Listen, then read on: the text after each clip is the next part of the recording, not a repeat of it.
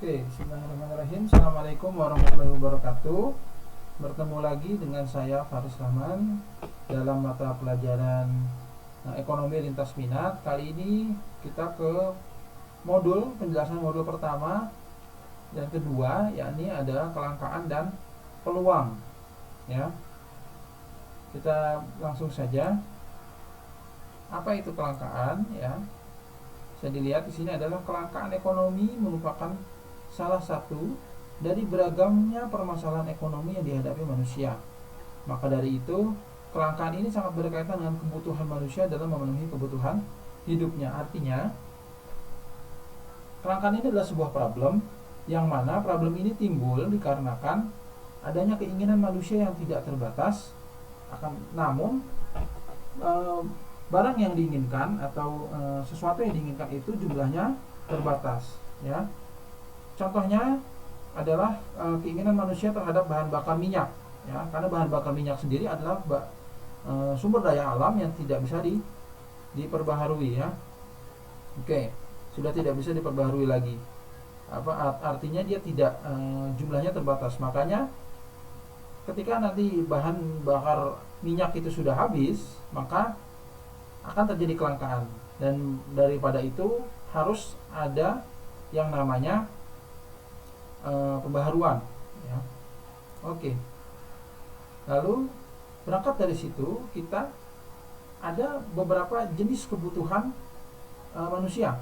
Oke, yang pertama, menurut tingkat kepentingannya,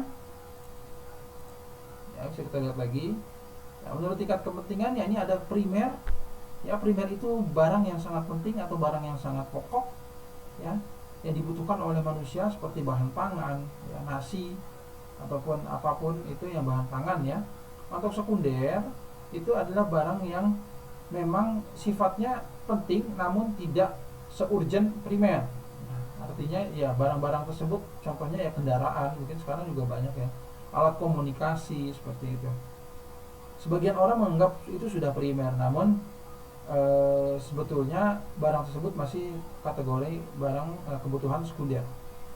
Yang ketiga ada namanya kebutuhan tersier. Yakni kebutuhan tersier ini adalah kebutuhan barang yang memang barangnya tidak seurgent primer dan sekunder. Ya, contohnya mungkin hanya untuk investasi saja, ya, itu salah satu contohnya, ya. Contohnya perhiasan atau saham itu kebutuhan sekunder. Menurut sifat, ya, menurut sifat ada kebutuhan jasmani dan ada kebutuhan rohani. Kebutuhan jasmani itu yang dibutuhkan oleh tubuh kita secara look, secara kelihatan. Ya, contoh misalkan olahraga, ya, itu dibutuhkan oleh tubuh kita. Makanan itu juga dibutuhkan oleh tubuh kita, seperti itu. Sementara kebutuhan rohani itu yang dibutuhkan oleh ruh kita sebagai manusia. Ya, kalau kita dalam agama Islam berarti membutuhkan apa itu namanya ceramah, ya, siraman rohani itu ceramah, ya, bisa dibilang, terus membaca Al-Quran, membaca salawat, dan itu kebutuhan rohani kita agar ruh kita, jiwa kita itu tenang. Oke, lanjut ke jenis kebutuhan yang selanjutnya adalah menurut subjek. Nah, subjek ini dibutuhkan oleh perorangan dan kolektif, ya. Nah, artinya di sini adalah kebutuhan yang dibutuhkan oleh perorangan, nah, pribadi saja, kebutuhan oleh pribadi itu, ya. Jadi apa namanya, misalkan contohnya apa, ya, dia sedang sakit, otomatis dia butuh obat. Nah, obat itu untuk diri dia sendiri, tidak mungkin obat itu untuk apa namanya cocok untuk penyakit lain. Karena apa? Karena ya mungkin orang lain penyakitnya beda, gitu, ya. Untuk orang lain dia misalnya demam, ya obatnya obat demam untuk dia sendiri. Nah, lalu ada yang namanya kebutuhan kolektif. Kebutuhan kolektif ini adalah jenis kebutuhan yang dibutuhkan oleh banyak orang. Contohnya apa? Contohnya ya apa namanya fasilitas umum, kendaraan umum, ya, contoh bis atau WC umum dan lain-lain. Nah, itu kebutuhan kolektif. Lalu ada menurut waktu penggunaan. Ya, menurut waktu penggunaan itu kebutuhannya sekarang mendesak atau nanti bisa mendatang, ya. Jadi contoh kebutuhan sekarang itu misalkan dia mohon maaf sakit dan memang membutuhkan ambulan, ya harus sekarang ambulannya datang untuk dibawa ke rumah sakit seperti itu. Untuk kebutuhan mendatang, ya misalkan dia nyetok makanan gitu ya, untuk seminggu ke depan atau untuk 2 minggu ke depan misalkan, itu kebutuhan mendatang ya. Lalu dari jenis kebutuhan kita membahas tentang peluang. Apa itu peluang? Opportunity ya bahasa Inggris ya. Jadi dalam ekonomi itu ada yang disebut namanya biaya peluang atau opportunity cost ya. Biaya peluang adalah pengorbanan yang dilakukan seorang karena mengambil sebuah pilihan. Jadi di dalam ekonomi ya, di dalam keputusan ekonomi itu biasanya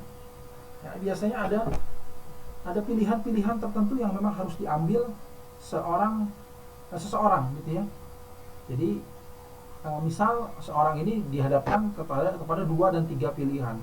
Namun seorang ini harus memilih satu di antara 3 pilihan tadi. Nah, pilihan yang dia pilih itu adalah pilihan dia. Sementara pilihan yang dia korbankan 2 itu disebut dengan opportunity cost. 2 pilihan yang dia korbankan tadi itu adalah bisa dibilang dalam ekonomi disebut opportunity cost. Seperti itu. Jadi biaya peluang ya bisa dibilang ada pengorbanan. Jadi yang dikorbankan, peluang yang dikorbankan itu opportunity cost. Ciri-cirinya adalah bisa dilihat di sini, tidak selalu berhubungan dengan uang. Bisa jadi jarak ya, atau bisa jadi kemampuan fisik seorang itu, atau kesenangan seorang, atau keuntungan di masa depan mungkin.